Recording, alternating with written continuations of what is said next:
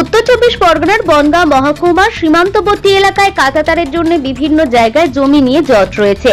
জমি জট কাটাতে শুক্রবার দুপুর 3টে নাগাদ বনগাঁ মহকুমা শাসকের দপ্তরে আরণক সভাকক্ষে একটি বৈঠক করেন প্রশাসনিক আধিকারিকেরা।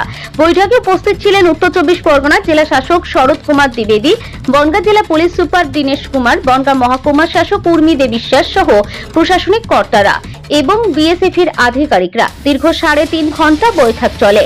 বৈঠক প্রসঙ্গে এ বিষয়ে বিএসএফ এর এক আধিকারিক জানিয়েছেন, কাঁটাতারের জন্য জমি নিয়ে বৈঠক চলছে আজ। जस्ट लैंड केसेस जो बॉर्डर फेंस के लिए उसके रिगार्डिंग ओके। মিটিং শেষে বনগাঁ এসডিও উর্মি দে বিশ্বাস জানিয়েছেন, আজকে একটা রিভিউ মিটিং ছিল। সমস্ত উন্নয়নমূলক প্রকল্প নিয়ে আলোচনা হয়েছে। সীমান্তে কাঁটাতার দেওয়া নিয়ে যে জমির জট ছিল তা নিয়ে আলোচনা হয়েছে। আজকে নর্মাল রিভিউ মিটিং ছিল, যে এই নর্মাল রিভিউ মিটিং আমরা জেলায় করেন স্যার, ডিএম স্যার করেন, সেইটা এখন উনি সাব ডিভিশন লেভেলে করছেন। বিভিন্ন ডিপার্টমেন্টকে নিয়ে আলোচনা হয়েছে, তাদের কাজের কি প্রগ্রেস আছে সেটা নিয়ে আলোচনা। বিএসএফ এর সঙ্গে ল্যান্ড নিয়ে কোনো আলোচনা হয়েছে? সীমান্তের land is one of the departments which was discussed. এই আর কি সীমান্তের যে কাঁটাতার নিয়ে একটা জমি জট ছিল সে বিষয়ে কি আলোচনা হয়েছে? যেটা আমি আগেও বললাম, নর্মাল যে রিভিউ মিটিং, বিভিন্ন ল্যান্ড ডিপার্টমেন্টের যে প্রগ্রেস আছে ওদের কাজে, সেটা নিয়ে আলোচনা হয়েছে। ওর মধ্যে বিএসএফ ইনক্লুডেড সেই আলোচনা।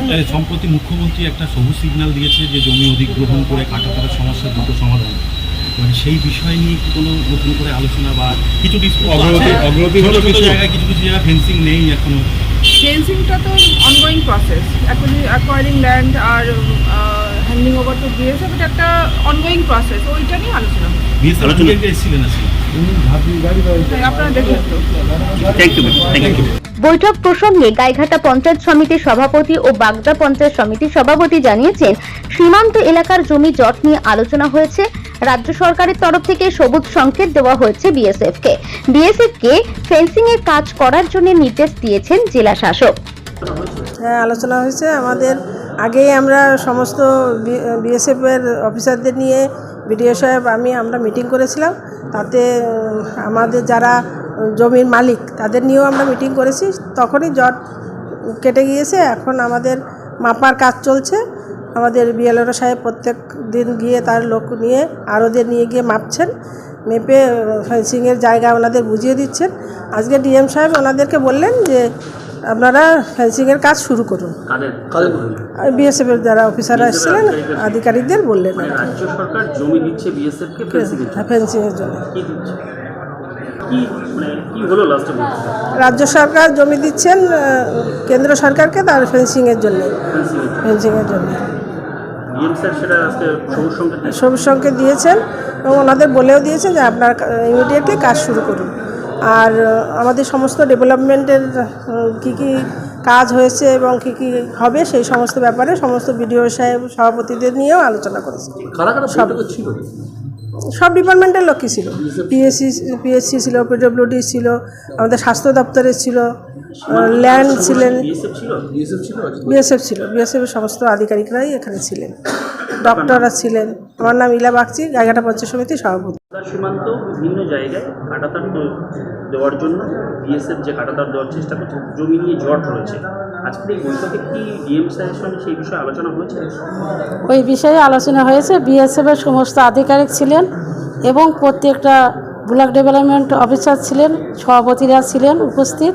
ওখানে আলোচনা হয়েছেন, মানে দেশ রক্ষার স্বার্থে তো ফ্যান্সি তার বসানো হয়, সেই ক্ষেত্রে মানে কোনো সমস্যা যাতে না হয়, আমরা জনপ্রতিনিধি হিসাবে আমাদের সেটা দেখার দায়িত্ব আছে। এবং ওখানে আলোচনা হয়েছে আমার যেখানে একটু সমস্যা আছে, আমার বাগদা ব্লকে রনঘাট জিপির রাজকোল জায়গা, ওখানে একটু ফেন্সি তার নিয়ে একটু সমস্যা ছিল, কিন্তু আমরা 2-3 বার ওখানে বসেছি, ওখানে কোনো সমস্যা থাকবে না। সরকারের যে একটা নির্দিষ্ট প্রোটোকল আছে, প্রোটোকল মেনেই কাজ হবে, এটাই আমরা জনগণকে বলেছি এবং সেইভাবে। সরকার কি বিএসএফকে জমি দিচ্ছে? জমি অধিগ্রহণের যে ব্যবস্থা সেটা সঠিকভাবে করে দিচ্ছে? সেটা সঠিকভাবে হচ্ছে। ল্যান্ড ডিপার্টমেন্টের লোকটোক সব ডিপার্টমেন্টের আধিকারিকরা এখানে ছিলেন। সমস্ত বিষয়ে আলোচনা হয়েছেন। আমাদের ডেভেলপমেন্টের টোটাল বনগাঁ সাব ডিভিশনের মানে কোন ডিপার্টমেন্টের কী সুবিধা অসুবিধা সেগুলো সবগুলোই আজকের এই মিটিংয়ের মাধ্যমে তুলে ধরা হয়েছে এবং সব কিছুই সলভ হয়ে গেছে। আপনার নাম? আমার নাম সুদেবী মণ্ডল, আমি বাগদা পঞ্চায়েত সমিতি